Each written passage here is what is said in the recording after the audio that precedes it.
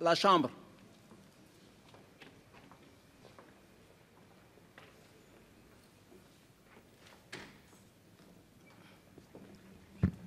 Veuillez vous asseoir.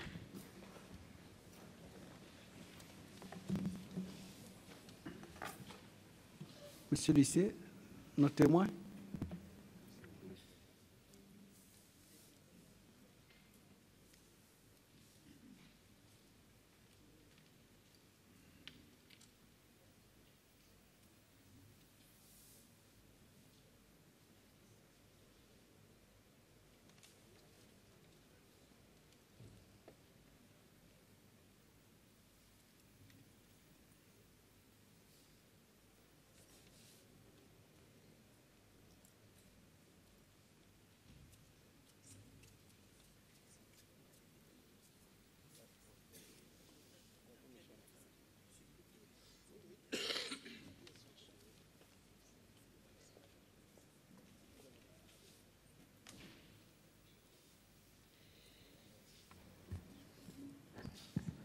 Bien, nous allons reprendre avec la poursuite des questions que le procureur vous posait. Donc, monsieur le procureur, vous avez donc la parole pour continuer. Je vous remercie, monsieur le président. Je disais qu'en dehors des souffrances aiguës physiques, il y a les souffrances aiguës d'ordre mental. Il y a ce qu'on pourrait appeler l'exposition de la torture. On a remarqué que beaucoup d'auditions font état. Il y a eu Mohamed Nour Dadji. Beaucoup d'auditions. Il y a récemment Mohamed Nour Dadji. Il y a Zakaria Fadoul. Il y a Othman Moussa qui disent que lors de leur arrestation, les premières heures, ils ont vu des gens qu'on torturait devant eux. Quel commentaire faites-vous de ça? La pire des tortures, c'est celle d'assister à la torture des autres. C'est ce qui alimente souvent les cauchemars, culpabilité, on ne peut rien faire. Et vous imaginez, lorsque c'est de la torture de personnes qu'on connaît, de proches, une femme, un enfant. Enfant, je ne l'ai pas entendu dire au Tchad. Je ne peux pas dire que ça n'ait pas existé, mais je n'en ai pas entendu parler. C'est quelque chose d'horrible. Vous avez parlé de souffrance mentale aiguë. C'est vrai qu'il y a une souffrance sur le moment, à tel point que des gens qui n'ont pas été torturés, qui n'ont pas assisté à la torture physiquement, qui n'avaient pas de séance de torture sous les yeux, mais qui entendaient les cris, qui savaient que la nuit on allait venir chercher les uns et les autres, qu'on allait venir le chercher. Puis on ne venait pas, et les jours s'accumulaient, la peur s'accumulait. Il y en a qui nous ont dit, on était presque soulagés qu'on nous appelle, tellement l'attente de la torture est quelque chose d'indiciblement douloureux. Il nous est arrivé de voir des individus qui n'avaient pas été torturés, mais qui avaient des séquelles mentales absolument analogues à ceux qui avaient subi la torture physique. Et vous avez parlé de souffrance mentale aiguë, ce sont des souffrances mentales chroniques, bien souvent. J'en parle, et là, vous pouvez peut-être nous faire un commentaire, parce que j'ai vu dans la cote des 1 à des 27, la pièce ou le dossier 11, une fiche d'EDS, datée du 21 novembre 1986, dans laquelle on dit nom de l'enfant né au locaux de détention.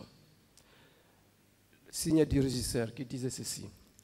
Le régisseur des locaux de détention a l'honneur d'informer les chefs de service de la DDS et de la BESIR la naissance de l'enfant du détenu Ila Hamid, nommé Abakar Tourbo. Abakar Tourbo, qui est décrit comme un des tortionnaires et geôliers les plus redoutés. Alors, quel commentaire ça vous suggère? C'est-à-dire une détenue dont l'enfant porte le nom du geôlier. Est-ce une forme de torture? Vous pouvez nous éclairer là-dessus? Il nous est arrivé plusieurs fois de voir des enfants qui sont nés d'un viol. Tout dépend de la forme d'amour maternel que la mère peut lui apporter. Certaines arrivent à passer outre et à dire c'est un enfant, il n'est pas responsable et je l'aime comme mon enfant. D'autres auront toujours sous les yeux le fait du viol et que cet enfant est né d'un viol. Souvent, elles demandent à quelqu'un de la famille de s'en occuper, le délaissent parce qu'elles savent qu'elles sont pour lui une mauvaise mère. C'est tout ce que je peux dire. C'est tout à fait normal? Je n'ai jamais dit que c'était normal. J'ai trouvé que c'est une horreur. Pendant qu'on parle d'enfants, est-ce que vous avez eu à consulter des enfants nés en détention? Parce que dans la côte des 43, il y a une ex-détenue, Ginette Ngarbaye, qui dit avoir donné naissance à un enfant dans les locaux. Détention, les locaux. Est-ce que dans vos missions au Tchad de 91 à 96, vous avez eu à consulter des enfants nés en détention? Non. Je sais qu'il y en a eu. Je sais que, pour avoir entendu la mère me parler de son accouchement et de la façon dont on avait été obligé de couper le cordon avec les dents, je sais qu'il y a des enfants qui sont nés en détention, que cet enfant, je l'ai appris, est mort à l'âge de 4 mois. Mais je n'ai pas vu l'enfant de Ginette, je ne le connais pas. Autre question, dans le cadre surtout de la psychologie, quel commentaire ça vous suggère quand un détenu est obligé, à sa sortie de prison, de prêter serment, de n'avoir rien vu et rien entendu? Vous qui êtes spécialiste, est-ce qu'il y a des conséquences par rapport à ce serment ou bien c'est tout à fait une formalité anodine? Tout dépend de l'état d'esprit dans lequel on a prêté serment. Il y a des personnes qui ont juré sur la Bible de ne rien dire de ce qui s'est passé. Une fois libérés, on leur a dit « si tu en parles, on recommence ». Et je ne pense pas qu'il y ait beaucoup de personnes qui aient envie que ça recommence. Lorsque le régime change, à ce moment-là, ils se considèrent comme délivrés de leur serment et ils peuvent parler. Mais il y a très peu de personnes qui ont accepté de passer outre leur engagement. Il faut dire que dans les situations de détresse psychologique dans lesquelles auxquelles les prisonniers sont astreints, le fait de... Comment vous dire? La parole des bourreaux a quelque chose qui a valeur d'injonction. Si tu parles, on recommence. Mais aussi, avec ce qu'on va te faire, tu ne pourras plus avoir d'enfants. Tu seras stérile, tu ne pourras plus aimer une femme. En général, c'est sur des injonctions à connotation sexuelle, ou bien tu ne pourras plus exercer ton métier. Bref. Et au lieu de considérer ces paroles comme des paroles qui ne sont pas forcément paroles d'évangile, permettez-moi l'expression, il y a des gens qui sont très attachés à ce qu'on leur a dit et ils pensent qu'effectivement, c'est comme ça que ça va se passer. Alors, nous savons et nous demandions, lorsqu'il y avait eu des commentaires à la suite des tortures de cet ordre-là, mais ils étaient si cultivés que ça, les bourreaux, pour vous dire des choses comme ça, est-ce qu'ils pouvaient vraiment le deviner? Et on faisait valoir notre valeur en tant que médecin, si vous voulez, de contre-injonction. Mais ce n'est pas vrai. On faisait un examen, on ne voyait pas de traces, ça se passait dans la tête, on l'expliquait. Et en général, on a eu des retours à la normale très rapides. Mais il faut savoir que ces paroles, reçues en période de grande détresse psychologique, marquent au fer rouge la mémoire de ceux qui les ont entendues.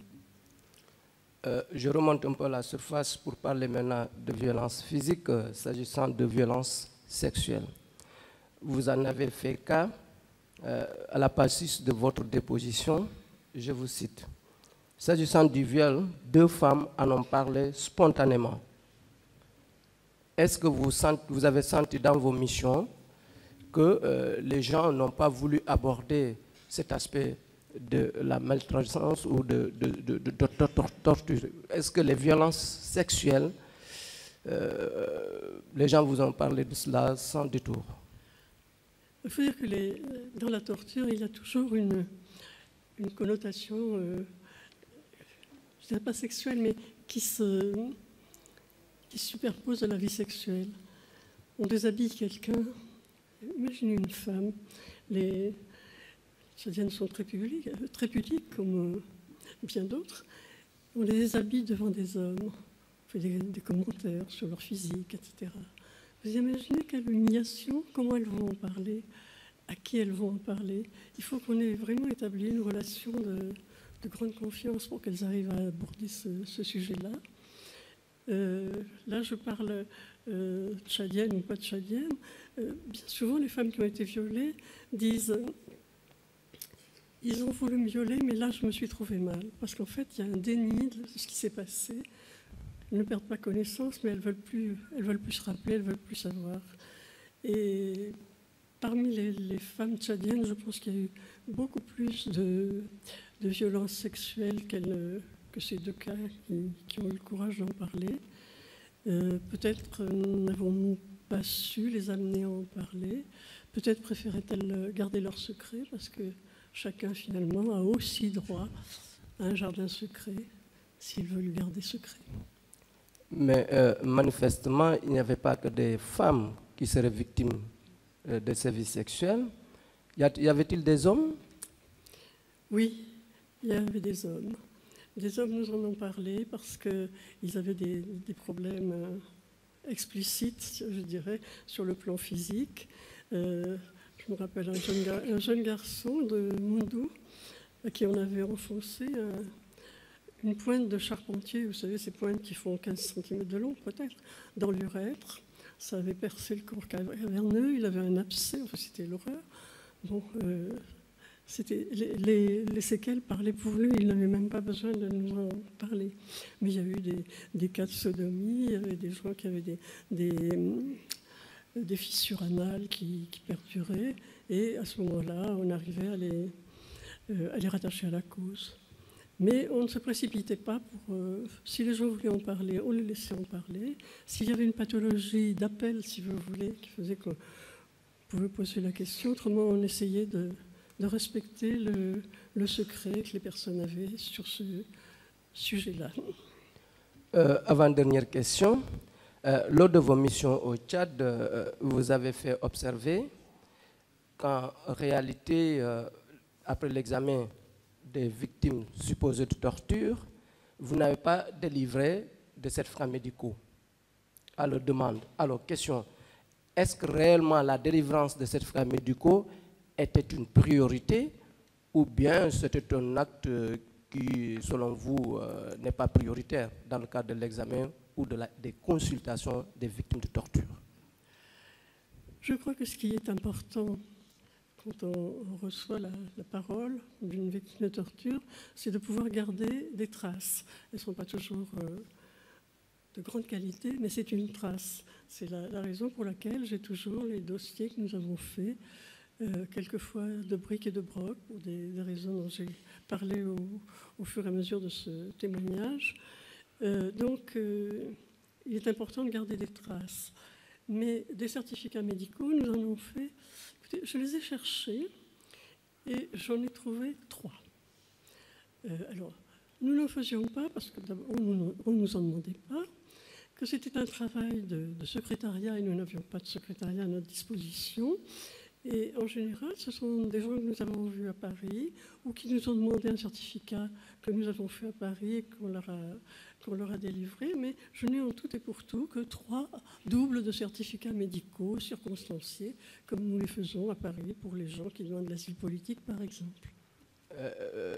subsidiairement, donc les certificats médicaux, vous n'en délivrez que sur demande des victimes. Absolument.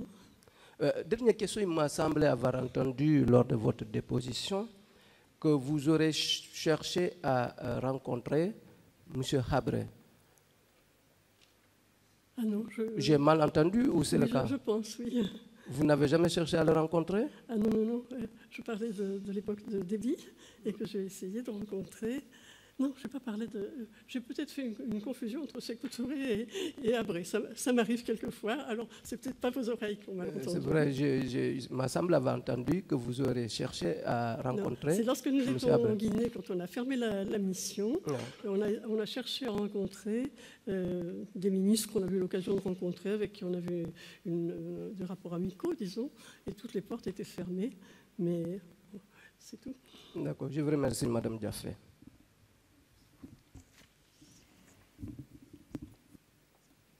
Bonjour Madame Diafé. Une question. Comment vos prestations étaient financées? Pardon? Vos prestations. Oui. Elles étaient financées par qui? Nos prestations.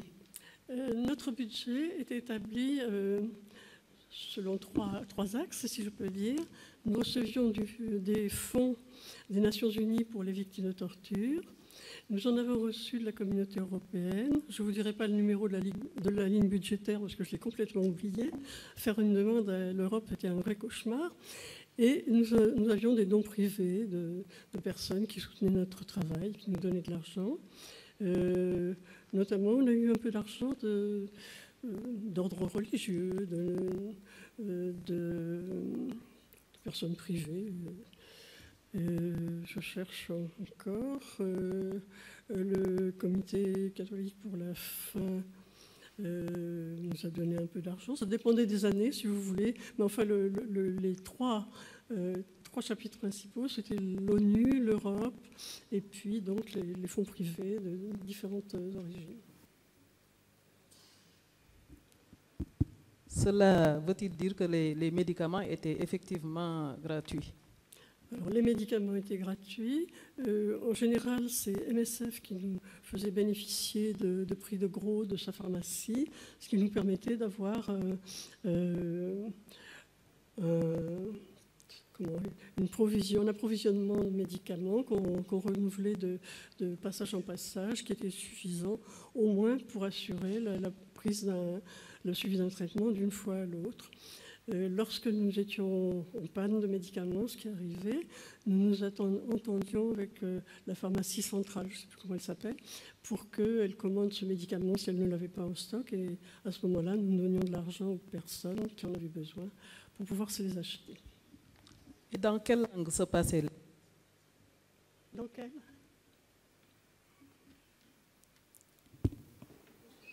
Dans quelle langue se passaient les consultations? Autrement dit, avez-vous eu à bénéficier d'interprètes? Alors, en général, c'était en français, mais quelquefois, les gens ne parlaient que langue locale ou l'arabe tchadien. Un de nos patients nous avait fait un petit dictionnaire de base d'arabe tchadien qui nous permettait de poser des questions essentielles. On se servait d'interprètes. En général, les gens venaient avec un interprète. Et ces interprètes qui accompagnaient étaient en général les plus mauvais interprètes parce qu'ils n'étaient pas objectifs, si vous voulez. Ils ajoutaient leurs propres interprétations. Donc, c'était un peu gênant. Donc, on essayait de recevoir les gens. Comme on le fait en France avec des personnes dont on ne parle pas la langue. Je ne parle pas turc, je ne parle pas sri-lankais. Mais en mimant. Police, dormir, manger, mal, on mimait. Et le fait de faire cet effort de mime, ça a amené une espèce de connivence, si vous voulez, entre la personne qui avait en face de nous et nous-mêmes. Lorsqu'on avait les grandes lignes, si vous voulez, très grandes lignes, bien sûr, de ce que voulait nous présenter le patient, on faisait alors entrer l'interprète pour vérifier que nous avions bien nous-mêmes interprété à travers les gestes, les mimiques. Vous savez que la grande psychologue disait « tout est langage ». Et je pense que Un sourire avec des mains qui se crispent, par exemple, ça veut dire quelque chose. La mimique, la sueur, les tremblements, tout ça, ça a une signification. Et on le notait. Et dans les fiches que vous avez eu à établir lors de vos différentes consultations, figure un certain Adi Macho. Oui. Vous vous souvenez de lui? Je me souviens le nom, mais Donc, je ne sais pas la fiche par cœur. À la ligne 10, je vous rafraîchis un peu la mémoire. À la ligne 10, figure, vous avez mis D1, DOS, DO, TR digestif. Et puis à l'autre colonne, à la colonne suivante, vous avez mis arthrose interépineuse étagée, cheville sigmoïdite. Puis vous avez mis insomnie, cauchemar. Et à la fin, à la dernière colonne, vous mettez IPP, incapacité permanente. Oui. Voilà. Donc, c'est une personne, et nous l'avons convoqué. Je pense qu'il va intervenir par visioconférence. Oui. Qui a déclaré être victime de la torture Arbatachar. Oui. Vous souvenez-vous de cette personne-là? Très franchement, je ne me souviens pas des détails du dossier, mais je pourrais les retrouver. Vous avez eu à la consulter? Oui, absolument. Oui, Pouvez-vous nous décrire un peu? C'était un ancien instituteur. Comment? Un ancien instituteur. Voilà. C'est ça? Et les stigmates des tortures dont et avec il a... de très importants rhumatismes. Tout à fait. C'est ce que je voulais vous amener à dire, Oui. parce que c'est une personne qui ne peut plus se mouvoir, qui est grabataire. Donc, le président aura l'occasion de le voir lors de la visioconférence. Oui. Sinon, une autre question. Tout à l'heure, dans les photos que vous nous avez montrées, figure celle de personnes torturées après la chute du régime. Oui. Et vous l'avez bien dit. Oui. Pouvez-vous nous dire le nombre de cas que vous avez eu à consulter? C'est-à-dire le cas de personnes victimes de torture après la chute de M. Abré. Vous voulez savoir le nombre? Oui, à peu près le À nombre. peu près.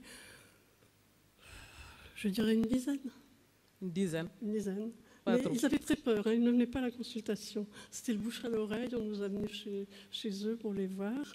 On les engageait beaucoup à porter plainte, mais je crois qu'il y en a un seul qui a vraiment porté plainte. Ah, il y a une seule qui a porté plainte. Oui. Et cette plainte a-t-elle abouti? Non. Si vos souvenirs Non. sont bons. Non.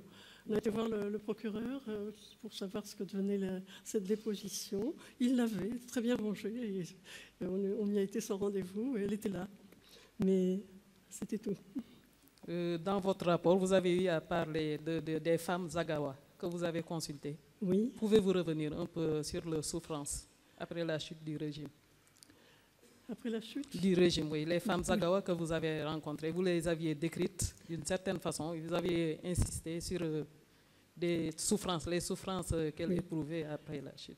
Les femmes Sahraouis que nous avons vues, il y en a de sortes, si vous voulez. Quelques-unes à Djamena. Je me rappelle le cas de l'une d'elles qui a accouché en prison et qui a eu la visite de Abré on a ouvert la porte de sa cellule, je crois que c'était à la piscine, mais je n'en suis pas sûre. Toujours est-il qu'elle s'est trouvée en face de Abré, avec un dialogue dont j'ai oublié les paroles, mais elle me les avait citées à l'époque. Il y en avait sans doute d'autres, mais relativement peu. C'est celle-là qui m'a marquée, si vous voulez.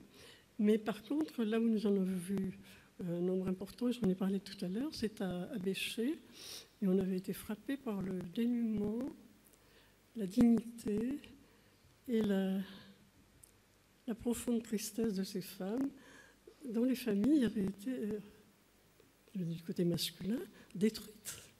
Donc, qui ne pouvaient pas se remarier, qui ne pouvaient compter que sur elles-mêmes, pour vivre, pour élever les enfants qui leur restaient, etc. Nous les avons vus 2 fois à peu près à Béché, nous sommes restés une semaine. Je dois dire que le fait que cette consultation, où on leur donnait la possibilité de dire ce qu'elles avaient vécu, comme elles en souffraient, même si ça n'était pas réitéré, c'était un événement dans leur vie. Quelqu'un les avait écoutées avec bienveillance, les avait un peu soulagées si on avait pu donner quelques médicaments correspondant à une pathologie qui n'était pas forcément donc liée à la torture, mais à leur misère. Et je crois que ça les a un temps soulagés. On n'a pas pu faire plus, mais je sais que le fait de donner la parole soulage beaucoup. Voilà, sur quoi vous fondez-vous pour dire dans votre audition que le chiffre 700 est certainement inférieur au nombre des victimes de Hissène Habré? Ce qui me le fait 700 dire, patients. Oui, ce qui me le fait dire, c'est que, j'en ai parlé tout à l'heure, lorsque nous sommes venus en 2008, nous avait signalé qu'il y avait des victimes de torture qui n'avaient jamais été consultées. Et effectivement, nous avons eu une consultation où j'ai vu, c'était assez épuisant, vous pouvez l'imaginer, où j'ai vu peut-être une quarantaine de personnes, je cite de mémoire, dont certaines, effectivement, n'avaient jamais été entendues. J'ai en mémoire, mais de façon très précise, un policier gradé qui n'en avait jamais parlé et qui tout d'un coup s'est effondré et s'est mis à pleurer. On se rappelait ce qu'il avait vécu. C'était très émouvant. Et après, il a dit « Ah, ça fait du bien ». Voilà. Donc, je pense que dans les préfectures, je ne sais plus comment ils appellent, oui, préfectures, il y a bien des gens que nous n'avons pas pu voir. À N'Djamena aussi, des gens qui, par pudeur, par crainte, par toutes sortes de raisons, n'ont pas pu se décider à venir parler de ce qu'ils ont vécu. Maintenant, vous dire quel est le nombre exact de personnes qui ont été victimes de torture et que nous n'avons pas vu, ça, j'en suis bien incapable. Avez-vous eu à observer une certaine concordance entre les pathologies constatées et les déclarations des patients quant aux actes de torture et de maltraitance? Je n'ai pas très bien compris le sens de votre question. Je veux dire, avez-vous eu, lors de vos consultations, vous avez parlé, avant de les consulter, vous leur avez posé des questions?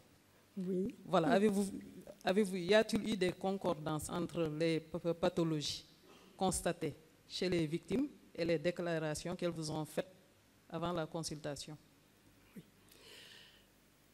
Les victimes viennent de parler d'un événement qui les a dépassées et qui continue de les dépasser. Pour arriver à faire comprendre à un interlocuteur, si bien intentionné soit-il, qui est en face d'elle, à quel point elle a beaucoup souffert, beaucoup souffert. Et quand ils n'ont pas à leur disposition tout le panel de vocabulaire de quelqu'un de très littéraire, disons, elles ont tendance à en ajouter. En ajouter pour convaincre à quel point elles ont souffert. Parce que cette cicatrice autour des bras, qui est-ce qui va croire que ça a été si cruel, si douloureux? Donc, on m'a traîné derrière une voiture, sur le bord du Chari. On en ajoute un peu. Nous n'avons jamais essayé de savoir si l'ajout était vrai ou faux. Simplement, il y avait quelque chose qui nous disait que ça, c'est surajouté. Et on disait, bon, avec ce que vous m'avez dit jusqu'à présent, vous avez été torturé, ça suffit.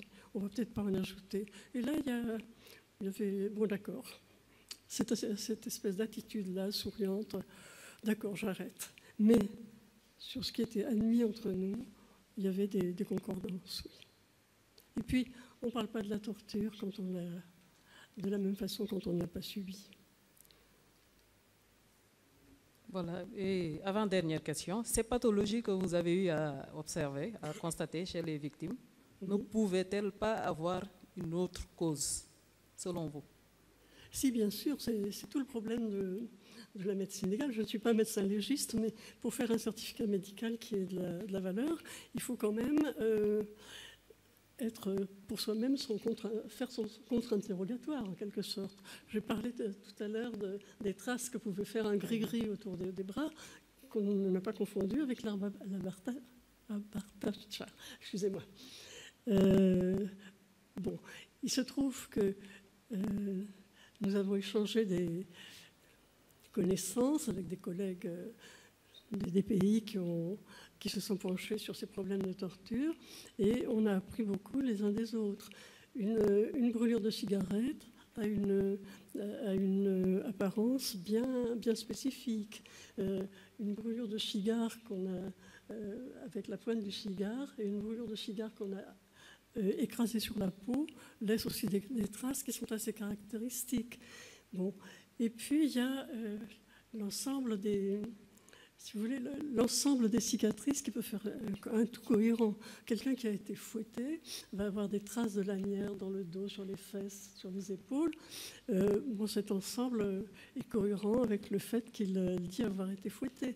Il y a des faisceaux de présomption qui permettent de dire que la déclaration de M. X permet de... Enfin, les constats que nous faisons corroborent la déclaration de M. X. Il est très rare qu'on puisse dire prouve, mais corrobore. Et avant que vous ne quittiez définitivement le Tchad, êtes-vous parvenu à former des équipes locales pour prendre le relais? On le voudrait beaucoup, mais ça implique, si vous voulez, que les médecins locaux aient des moyens de subsistance complémentaires. Et je crois que là, il n'y en a pas. Nous ne pouvons pas les fournir en salaire. La seule chose qu'on ait pu faire, c'est de parler de notre expérience, de montrer des patients caractéristiques, des séquelles caractéristiques, en espérant que des médecins de bonne volonté voudront bien s'atteler à la tâche. Je crois que la tâche la plus importante, c'est surtout d'éradiquer la torture. Et j'espère que cette cour fera un travail remarquable dans ce sens. Sinon, dernière question, il y a une phrase qui fait froid dans votre audition, qui donne des frissons. Vous dites qu'on ne guérit jamais de la torture.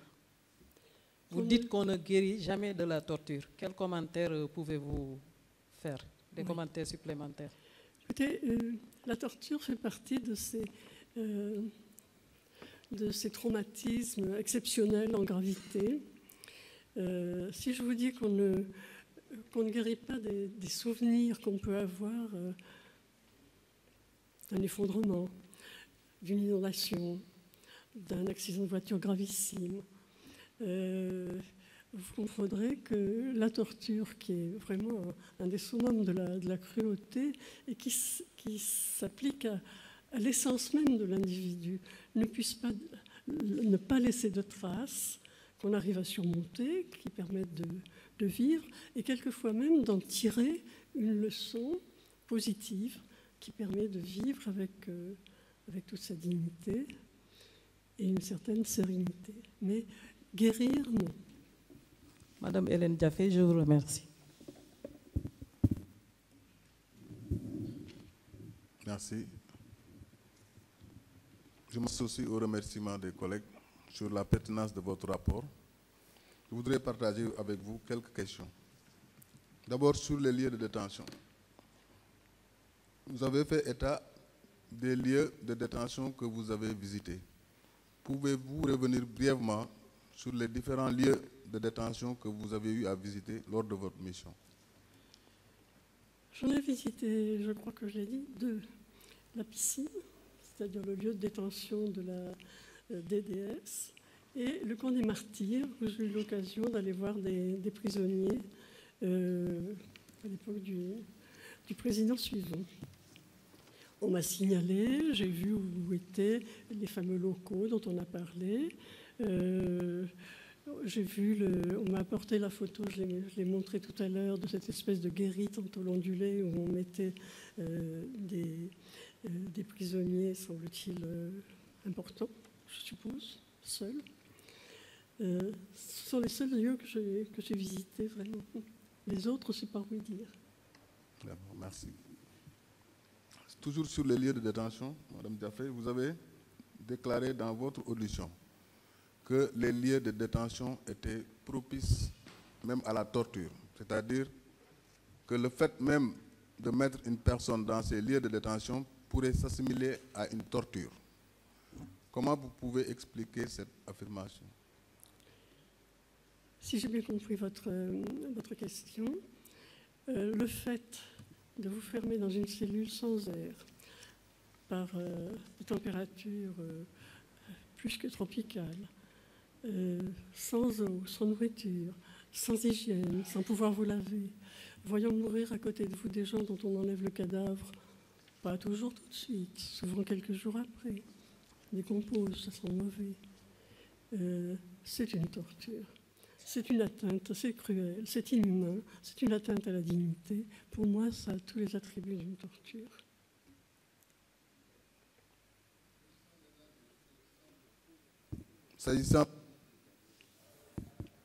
S'agissant des victimes, vous avez fait état de votre sensibilité par rapport au nombre de femmes et d'enfants victimes. Si je ne me trompe pas, il y avait eu 184 enfants victimes de torture. Parmi ces enfants, ces centaines d'enfants, combien ont eu à recevoir une consultation de votre part? Si mes souvenirs sont bons, je crois que nous avions 169 fiches d'enfants qui ont été repérées par un enseignant que nous avions chargé de remplir cette fiche dans laquelle il y avait l'état civil, ce qu'il était du père et de la mère, disparus, morts, victimes de torture, incarcérés, etc. Le rang dans la fratrie, et puis les anomalies de comportement qui avaient été détectées soit par la famille, soit par l'enseignant. Sur ces 169, je crois, nous en avons vu 119. Quand je dis qu'ils ont été victimes de torture, ce ne sont pas des victimes directes, mais des victimes secondaires. Et les victimes secondaires ont elles aussi droit à notre attention. Donc ces enfants étaient des victimes secondaires, ont vu leurs parents, leur père ou leur mère, ou les deux, arrêtés de façon violente, leur mode de vie se transformer du jour au lendemain, voir revenir un père qu'ils ne reconnaissent pas, qui ressemble plutôt à un grand-père, amaigri, sans affection pour eux, semblant être dans les nuages, ayant des crises de colère. Tout ceci, ce sont des traumatismes indirects, mais liés à la torture qu'ont subi les parents. Donc ces enfants sont des victimes secondaires de torture, et je crois que sur un plan juridique, leur statut est reconnu aussi. Au moment de la visite, de la consultation sur ces enfants, est-ce qu'ils avaient déjà bénéficié de prise en charge par l'État ou par un parent survivant ou par une association?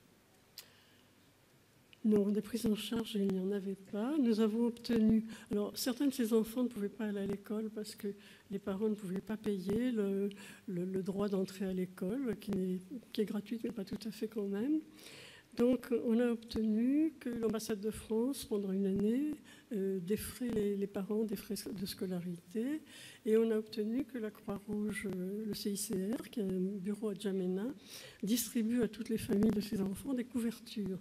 Parce qu'à l'époque où nous avons vu, si je ne m'abuse, c'était le début de ce qu'on appelle l'hivernage, c'est-à-dire que bien qu'on soit dans un pays chaud, la nuit il peut faire froid, surtout si on n'a pas de couverture. Et ces couvertures ont été très appréciées. Mais ce sont des choses ponctuelles.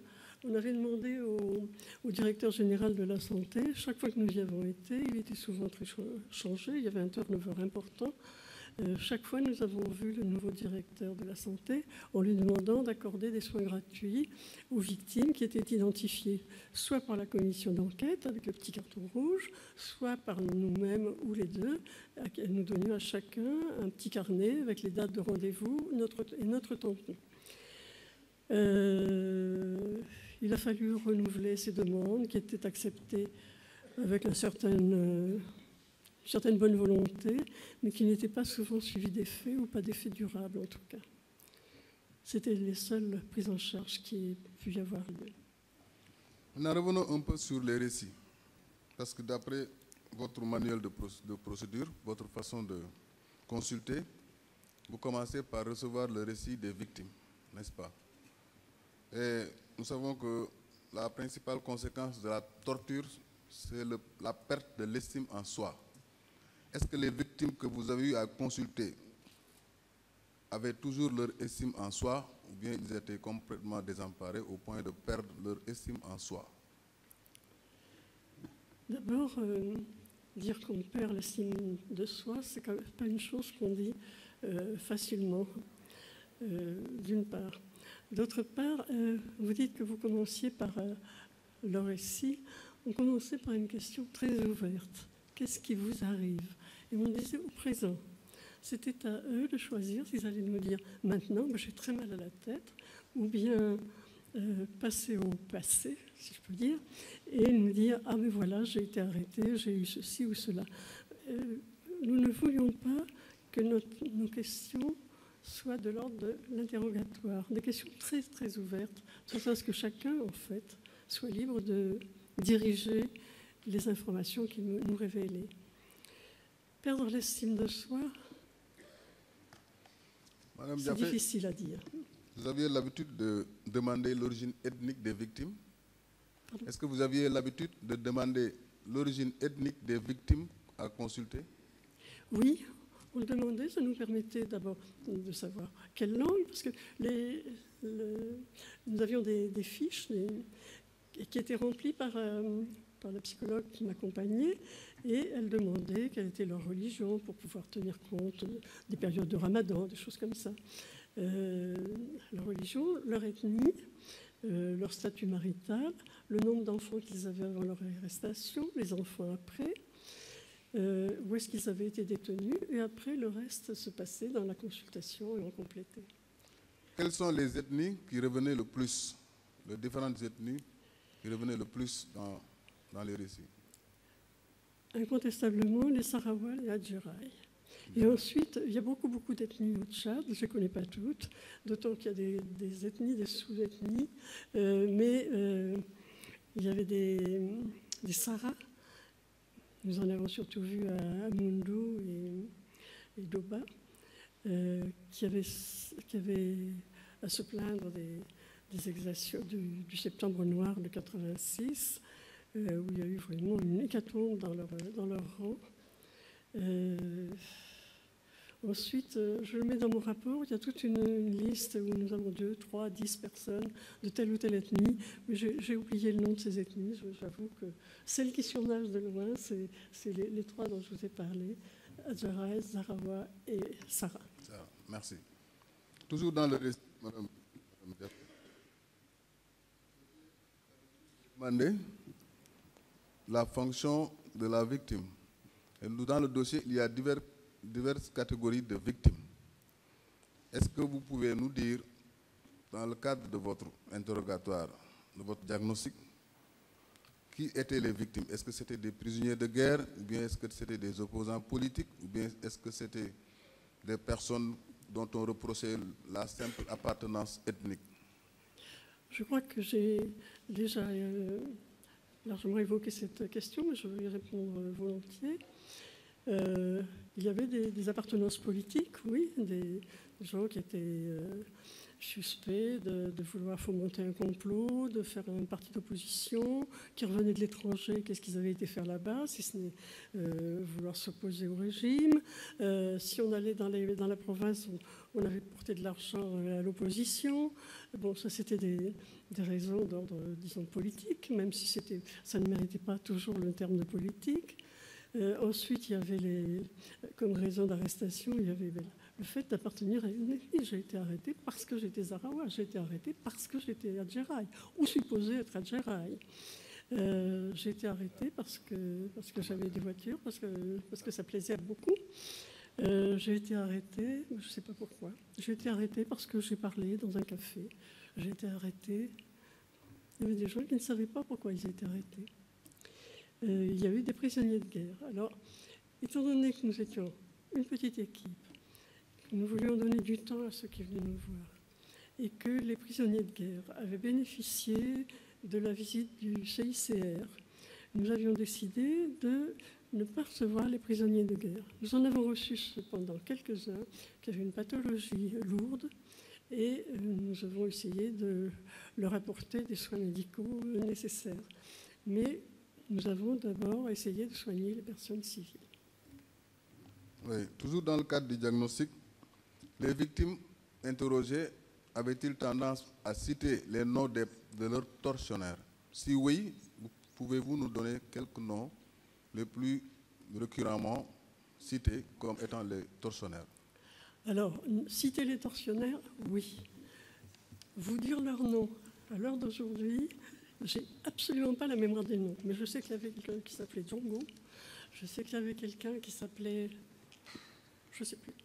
Mais je pourrais les retrouver dans les fichiers si vous souhaitez les avoir et les donner à la cour. Mais de mémoire, les citer, j'ai peur vraiment de les écorcher.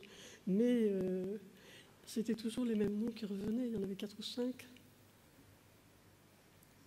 Ouais. Je suis navrée de ne pas pouvoir répondre plus précisément. Mais je n'ai absolument pas la mémoire des noms. D'accord, merci. Ce n'est pas que je veux les épargner. D'accord. Une avant-dernière question, Mme Diafé. Lors de votre audition devant la chambre d'instruction, vous avez expliqué qu'un soldat vous avez montré aux environs de la piscine un arbre où on suspendait les personnes donc sur l'ingurgitation d'eau. Est-ce que vous pouvez confirmer cette déclaration et nous décrire un peu l'emplacement de cet arbre? Alors, je ne sais plus si c'est l'arbre ou la branche qui a été coupée. Mais je sais que j'ai voulu y revenir pour faire une photo à l'époque où je faisais ces quelques photos que j'ai amenées, qui sont des vieilles photos, et on ne pouvait plus le faire, mais je ne me rappelle plus si c'est l'arbre ou la branche. Je sais que quand on nous l'a montré, c'était une branche un peu horizontale, une grosse branche. Je voulais la photographier, malheureusement, elle n'était plus. De même que toutes les pièces les ustensiles, si je peux dire, qui servaient à la torture, avaient disparu. Il y avait place nette quand on est venu et quand on a visité les lieux de torture. Madame Diafé, connaissez-vous M. Gali Ngoté? L'avez-vous rencontré? M. Gali Ngoté. M. Gali Ngoté. Gali Ngata Ngoté. Ça s'écrit? Ça s'écrit G-A-L-I, plus loin G-A-2-T-A, Ngoté, N-G-O-T-H-E, accent aigu. Ah oui, je crois qu'il était ministre du temps d'Abré. Voilà. Ça. Oui, alors je l'ai rencontré, il est venu nous voir à l'hôtel. Il nous a parlé de ce qu'il avait subi, et notamment de cette fameuse suspension sur l'arbre après lui avoir fait ingurgiter de l'eau. Et puis je me rappelle très bien son histoire, on a lâché la corde et il est tombé sur le genou en se déboîtant très sérieusement le genou. Il a d'ailleurs été transporté ensuite en Égypte après la chute du régime pour être opéré. Et il a cru qu'il allait mourir. Heureusement qu'il est tombé sur le genou. Heureusement que c'était quelqu'un de musclé, avec une bonne ossature. Sinon, je pense qu'il aurait eu des choses beaucoup plus graves. L'avez-vous consulté? Il m'a montré son genou, oui. Oui, vous l'avez consulté? Oui. Est-ce que c'est son récit? Consulté. Je lui ai demandé à voir son genou, il me l'a montré. Mais je n'ai pas fait un examen clinique systématique. Ça se passait dans le hall de l'hôtel. Il était venu nous saluer et nous parler de ce qu'il avait vécu. Donc, est-ce que les pathologies visuelles correspondaient à ces déclarations? Oui. Selon vous? Oui. Oui, il y avait concordance entre ces déclarations et ce qu'il présentait. Une dernière question, Madame Diafé. Vous êtes spécialiste du suivi médical des victimes de torture. Vous avez une association. Dans l'association, vous êtes le président ou bien le secrétaire général dans votre association? J'ai été la fondatrice. Ouais. J'ai été longtemps la présidente. Oui. Et puis voilà. Et puis j'étais la présidente fondatrice, oui. Quand vous effectuez ces missions dans un pays, Oui. est-ce que vous vous intéressez à l'environnement juridique du pays, précisément le respect du pays par rapport aux normes? Le respect du pays contre les normes. Contre? Sur les normes, le respect du pays Par rapport aux normes contre la torture. Parce que le Tchad est parti à la Convention contre la torture. Est-ce que dans le cadre de votre mission, vous avez eu à vous intéresser sur le degré de conformité des mesures protectrices des populations contre la pratique de la torture? Chaque fois que nous sommes venus au Tchad, nous avons rencontré notre ambassade, l'ambassade de France, et chaque fois on nous a dit, si vous voyez des anomalies en matière de droits de l'homme, vous nous les signalez. On l'a fait chaque fois avec, pour la plupart du temps, des résultats concluants puisque les personnes avaient été libérées, retrouvées. Donc là, c'était un point positif. Ensuite, nous avons rendu des visites à ce que j'appellerais les ministères de tutelle, c'est-à-dire la justice, la santé. Il y avait un ministère des droits de l'homme à un moment donné. Et chaque fois, nous avons parlé de notre travail.